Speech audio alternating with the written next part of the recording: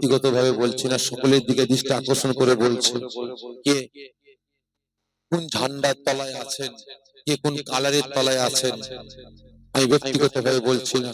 আমি আইএসএফ, জেওপি, এজেওপি, মিম, সিপিএম, কংগ্রেস, তৃণমূল, যতগুলো দল আছে প্রত্যেকটা দলের যারা কর্মী আছেন মুসলমান, আমি প্রত্যেকের দিকে দৃষ্টি আকর্ষণ করে বলছি, ভাই শুধরে যান, শুধরে যান। শরিয়াতের পক্ষে আসেন, ইসলামের পক্ষে আসেন, হকের পক্ষে আসেন, কোরআনের পক্ষে আসেন, নাজাত পাবেন। কারণ সব বেটা, প্রত্যেকটা বেটার একটাই টার্গেট, মুসলিম সমাজটাকে শেষ করা, মুসলমানদের একতা, ঐক্য, ভ্রাতৃত্ব, ভালোবাসা ধ্বংস, ধূলিসাৎ করা, ঠিক না? প্রত্যেকের টার্গেট। বুঝতে পারেন? আমরা বুঝতে পারছি না। একদিন আমাদের ভুল ভাঙবে, সেদিন কিন্তু ভাই আর সময় থাকবে না, দেরি হয়ে যাবে, সময় থাকবে না, দেরি হয়ে যাবে। বাস্তব বলছি ভাই, এই কথা বলতে গেলে ছোট্ট কথা বলি, একটা বুঝাবার স্বার্থে বলছি। একজন মহিলা, সে বেচারি তুতলা, মেয়েটা, ছেলেরা দেখতে আসে, দেখতে শুনতে ভালো, যখন নাম জিজ্ঞাসা করে না, ওই আমন তুতলা, কথা বলতে পারে না, ছেলেরা পালায়। তো মেয়ের বাপ, মেয়ের বয়স বাড়ছে, এখন কি হবে? মেয়ে তো বিয়ে দিতে হবে। ঘটককে ডেকেছে, বাপ যা টাকা লাগে দেবো, যা টাকা লাগে দেবো, এটা আমার মেয়ের জন্য ভালো ছেলে খুঁজে। ঘটক বলছে সত্যি বলছে দেবে তো? বলছে হ্যাঁ দেবো। ঘটক খুঁজছে, এই গ্রাম গ্রাম, পঞ্চায়েত ও পঞ্চায়েত, এ থানা ও থানা, ঘুরে ঘুরে ঘুরে ঘুরে আর ছেলে পাইনি। অন্য জেলায় গিয়ে হাজির, সেখানে গিয়ে খুঁজছে, ওই জেলার ঘটকের সঙ্গে সাক্ষাৎ। তুই অন্য জেলার ঘটক, আমার জেলায় কেন? ভাই আর বলিস নি, এমন একটা মেয়ের পাল্লাই পড়েছি, আমার জেলায় একটা ছেলে পেলাম। তার মানে মেয়েটা তুতলা, কোন ছেলে পছন্দ করছে। তখন ওই ঘটক বলছে, বাহ, আমারও পাল্লা একটা আছে। তখন এই ঘটক বলছে, কি ছেলে না মেয়ে? বলে ছেলে। বলিস কি? বলছে হ্যাঁ। এমন তুতলা ছেলেটা কোন মেয়ে পছন্দ করছে না। ছেলের বাবা আমাকে বলেছে আমার ছেলের জন্য একটা মেয়ে দেখে দে। সময় সময় মিলে গেছে। শোন, ও মেয়ের বাবার কাছ থেকে বান্ডিল নিবি, আর আমি ছেলের বাবার কাছ থেকে বান্ডিল নেবো, তবে দেখা দেখি সিন রাখলে চলবে না, একদম ডাইরেক্ট বিয়ে পড়িয়ে ব্যাস ব্যাস। মেয়ের বাপকে বলবি ছেলে ভালো, আর আমি ছেলের বাপকে বলবো মেয়ে ভালো। বিয়ে হয়ে গেছে। আগেকার বাড়িতে কেমন জানেন আপনারা? আগেকার কেমন ছিল? মাটির বাড়ি ছিল, অনেকের আবার কোন সরকির বড় ঘর, ঢালাই ঘর, ঠিক না বেটি? আর অনেকে ঘরের ভিতরে ধান, চাল, গম বস্তাবন্দি করে রাখতো। অনেকে আবার এই খড়কে কুটিয়ে এই কাঁথাদড়ির মতো পাকিয়ে, কি বলে, লুটি না কি বলে, কাঁথাদড়ির মতো লম্বা লম্বা কি বলে খড়কে, হ্যাঁ কি বলে, ও গড় পাকানে। যাই হোক, এরকম গড় পাকানে তৈরি করে, আর ছোট ছোট আমরা বলি মড়াই, ধান ফান রাখার জন্য, বসার জন্য না, ওই ধান ফান রাখার জন্য যেটা গোল করে কাঁথাদড়ি তৈরি করে, ওই গোলা হোক বা কোর হোক, যাই হোক, এটা তৈরি করে ঘরের কোণে আছে তো। আর এরা কি করেছে, তখন তো লাইট ফাইট ছিল না, তখন ছিল হারকিন, লম্ফ, লণ্ঠন, হ্যাচাক, এইসব ছিল। তা বেটা দুজনে বেটা বেটি ঘরে ঢুকছে, হাতে লম্ফটা নিয়ে, গিয়ে রেখেছে রেখেছে কোথায় রেখেছে, আর ওই সেই গুলার পাশে, ব্যাস ছোট বড় গুলা তো ধান ফান সব রেখেছে, আর ওর পাশে রেখে ছেলেটা এইদিকে মুখ করে শুয়েছে, আর মেয়েটা এইদিকে মুখ করে শুয়েছে। এখন দুজনই টেনশনে আছে। ছেলে মনে মনে ভাবছে, আমার বাপ বলেছে মেয়ে ভালো, আমি তুতলা, আমি আগে কথা বলবো না। আমি যদি বলি কই গো, ও মেয়ে বলবে ছেলে তুতলা, আমি এর ঘর করবো না, মেয়ে পালাবে। এবার মেয়ে চিন্তা করছে, আমার বাপ বলেছে ছেলে ভালো, আমি মেয়ে তুতলা, আর আমি যদি বলি শুনছো, তাহলে ছেলে আমার হাত ধরে ঘর থেকে বের করে দেবে। আর কি করবো, দুজনই টেনশনে দুদিকে মুখ করে শুয়ে আছে, কেউ আগে কথা বলছে। এর বীজখানে কি করেছে, ইঁদুর ওই ধান খেতে গিয়ে ভাই লম্বটাকে উল্টে দিয়েছে, ব্যাস ধানের বস্তায় আগুন লেগে গেছে। ছেলে আরে আরে তাকায়, ধান পুড়ে ক্ষয় হয়ে যায়, আমি কথা বলবো না। আমি কথা বলবো না। আমি এখন কথা বলতে গেলে মেয়ে ভালো, আমি তুতলা, আমি যদি বলি ঘরে আগুন লেগে গেছে, তাহলে মেয়ে ঘর থেকে পালাবে, আমার সংশয় করবে না। কারণ অনেক মেয়েরা আমাকে দেখেছে, পছন্দ করে নেই, বেটি আমাকে পছন্দ করেছে।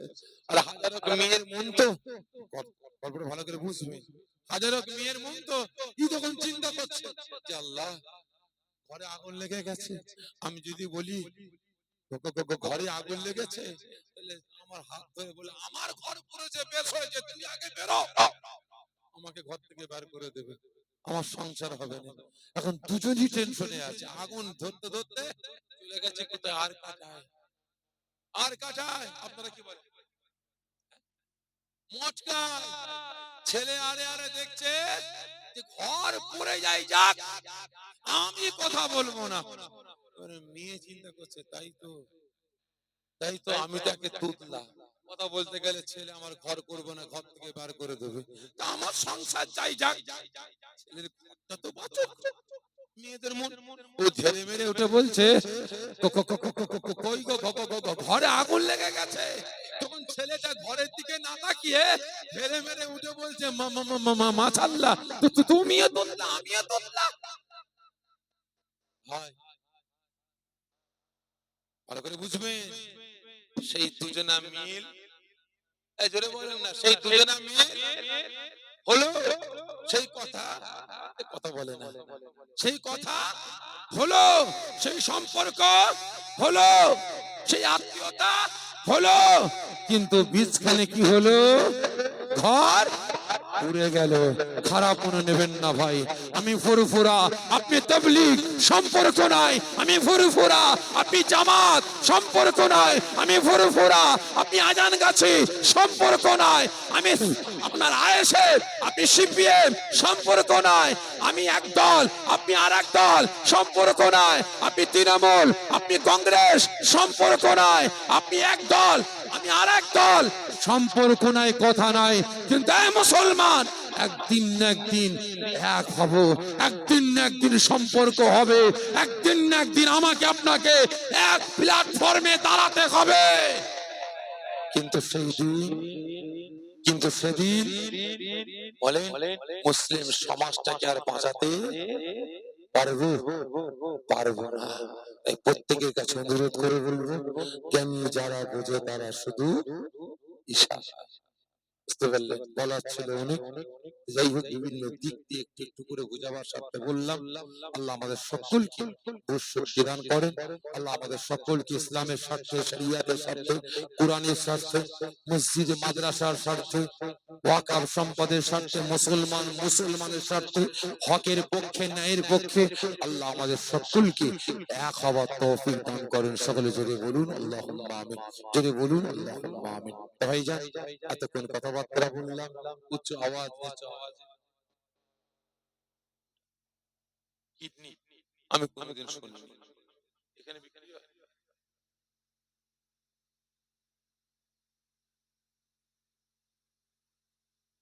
যাই হোক, একটা কথা বলি ভাই, খারাপ মনে নেবেন না, অর্থের অভাবে, অর্থের অভাবে গলিজ কাজ করাটা চলবে না, হারাম। অর্থের অভাবে অঙ্গ বিক্রি করাটাও হারাম, বুঝতে পারলেন? জানি না এটা ঘটছে কিনা, একজন আমাকে বললেন বলে আমি তাই বলছি। তো যাই হোক, হারাম হালাল, পাক না পাক, জায়েজ না জায়েজ, সকলে বেঁচে চলুন। আল্লাহ আমাদের সকলকে হেফাজত করেন। সকলে জড়িয়ে বলুন আল্লাহুম্মা আমিন। তো ভাইজান এতক্ষণ কথাবার্তা বললাম, উচ্চ আওয়াজ, নিচু আওয়াজ, বিভিন্ন দিক নিয়ে কথা বলেছি। যদি আমার কথাবার্তায় কেউ মনে ব্যথা পেয়ে থাকেন, ছোট ভাই হিসাবে, ছোট ছেলে হিসাবে আল্লাহর রাস্তায় মাফ করবেন। কি করবেন তো সকলে মিলে বলেন না? ব্যথা পেয়েছেন আপনারা? তাহলে হ্যাঁ, ব্যথা পেলেন, তাহলে বলছেন মাফ করবো। ব্যথা পাননি, মাফ করবেন? মাজাক করলাম।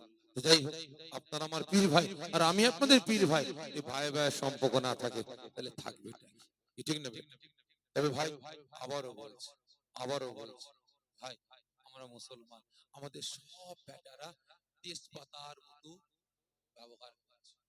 তরকারি রান্না করছে, কষছে, একবার দিচ্ছে হলুদ, লঙ্কা, জিরে, লবঙ্গ, এলাচ, দালচিনি সব গুষ্টি দিয়ে কষে কষে খুশবু আসছে না। কি হবে? ছুটে গিয়ে তেজপাতার গাছ থেকে একটা তেজপাতা পেরে নিয়ে দিয়ে একটু কষতে খুশবু বেরিয়ে বলল, হ্যাঁ এবারে হয়েছে। নাবা নেবে নিয়ে এসে হলুদ খাচ্ছে, লঙ্কা গুঁড়ো খাচ্ছে, জিরে গুঁড়ো খাচ্ছে, মরিচ গুঁড়ো খাচ্ছে, এলাচ গুঁড়ো খাচ্ছে, সব খাচ্ছে। আর যে স্বাদ ফিরালো, যে খুশবু ফিরালো, যে তরকারির সম্মানটা রক্ষা করলো, যে তরকারির ইজ্জতটা বাঁচালো, সেই সে ফেলে দিল। কারণ বাস্তব বলছি, যাদের জন্য করবেন চুরি সেই একদিন বলবে চোর। যাদের জন্য হাতে বোম, যাদের জন্য হাতে পিস্তল, যাদের জন্য হাতে লাঠি, সব ব্যাটারাই আমাকে আপনাকে ইউজ করবে। যখন কমপ্লিট তেজপাতার মতো চুষে ফেলে দেবে। দেখছেন না এখন কি হচ্ছে? যে মানুষগুলো জীবনে মায়ের পায়ে হাত দিয়ে প্রণাম করেনি, যে মায়ের পায়ে সালাম করেনি, সে এখন কুলি, বাগদি, মুচি, মেতর সবার কাছে মা আশীর্বাদ দাও, আশীর্বাদ দাও। যে কোনোদিন বাপের কাছে গিয়ে বলে না, আব্বা মাথায় একটু ফুদান তো, আপনি আমার পীর সাহেব, মাথায় ফুদান, আপনি আমার বাপ, বাপের কাছে ফুলাইনি, বাউনের কাছে মাথায় ফুলিচ্ছে।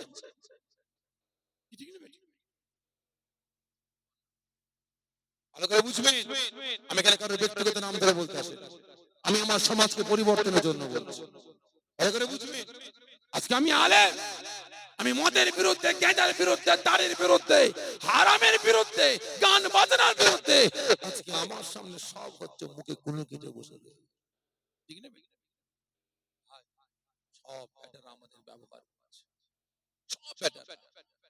যখন ফুরিয়ে যাবে, যখন সব শেষ হয়ে যাবে, দেখেন নি ওই কিছু কিছু নেতারা দেখছি একজন খড় কাটছে, সেখানে গিয়ে বলছে আপনি সরে যান, আমাকে দেন। খড় কেটে দিয়ে বলছে ভোটটা আমাকে দেবেন। জীবনে কোনোদিন খড় ভেঙে পড়ে যাচ্ছে, একবারও তার কাছে যায়নি। কি খেচ্ছে না খেচ্ছে খোঁজ লাইনি, হঠাৎ করে তার বাড়িতে গিয়ে রান্না করছে, সে গিয়ে কষছে, মা আমাকে একটু ভাত দেন, কলা পাতায় বসে ভাত খাচ্ছে। কি ঠিক নেবে? কিন্তু ব্যাটাগুলোকে একবারও দেখলাম না। আলো তুলছে, সেখানে গিয়ে আলো তুলে মাথায় করে গিয়ে বয়ে দিচ্ছে, মাটি কাটছে, মাটি ঝুড়াই করে নিয়ে বয়ে দিচ্ছে। ব্যাটাগুলোকে দেখলাম না যে মেতর গুসাপ করছে, মেতরের কাছে গিয়ে বলছে চলে যাও, আমাকে দাও বালতিটা, ভোট আমাকে দেবে। কুয়ের চেম্বার থেকে গু তুলে ফেলতে দেখেছেন? দেখেছেন? আমার মনে হয় এইরকম মৌকা পেলে বাটারা তাই করবে, ওই মেতরে ভোটটা নিবার জন্য। ঠিক নেবে। আর যখন রান্না করে ঢুকে যাবে, আর চিনতে পারবে না। ঠিক না বেটা? সারাদিন পার হয়ে যাবে, গিয়ে বলবে যে গিয়ে বলেন না আমাদের নেতা সাহেবকে, যার বাড়ি ভাত খেয়েছিল সে এসেছে, আমার ঘরটা ভেঙে ফেলে দেখে আসছো তো, টালি দিয়ে চাইবো, কিছু সহযোগিতা করতে বলেন না। সারাদিন পার হয়ে যাবে, দেখা করার সময় থাকবে না। তাই জ্ঞানী যারা বোঝে তারা শুধু আল্লাহ সকলকে বুঝ শক্তি দেন, আল্লাহ সকলকে হেফাজত করেন, আল্লাহ সকলকে হকের উপরে পরিচালনা করেন, আল্লাহ টোটাল মুসলিম সমাজটাকে এক হবার তৌফিক দান করেন। সকলে জোরে বলুন আল্লাহুম্মা আমিন। তবে আমি সিদ্ধান্ত নিয়েছি গত দুদিন আগে যে আমার দেশের কম বেশি 91 লক্ষ, কম বেশি 91 লক্ষ আমার দেশের নাগরিককে ভোটার করেছে, তাদেরকে ভোট দান থেকে বিরত রেখেছে। ঠিক না বেটা? আমার চাচা ভোট দেবে আর আমি ভোট দিতে পারবে না, আমি ভাতিজা হয়ে ভোটটা দেবো কিভাবে? আমার বাপ ভোট দিতে পারবে না, আমি ছেলে হয়ে ভোটটা দেবো কিভাবে? আমার মা ভোট দিতে পারবে না, আমি ছেলে হয়ে ভোট দেবো কিভাবে? আমার ভাই ভোট দিতে পারবে না, আমি ভোটটা দেবো কি করে? আমার বোন ভোট দিতে পারবে না, আমি ভাই ভোট দিতে দেবো কিভাবে? আমার বিবি ভোট দিতে পারবে না, আমি স্বামী হয়ে ভোটটা দেবো কিভাবে? মন মানবে? জোরে বলেন, মানবে? যদি আমার মনে মানুষত্ব না থাকে, তাহলে আমি পরাগ করে গিয়ে বুতাম দিয়ে চলে আসবো। ঠিক না?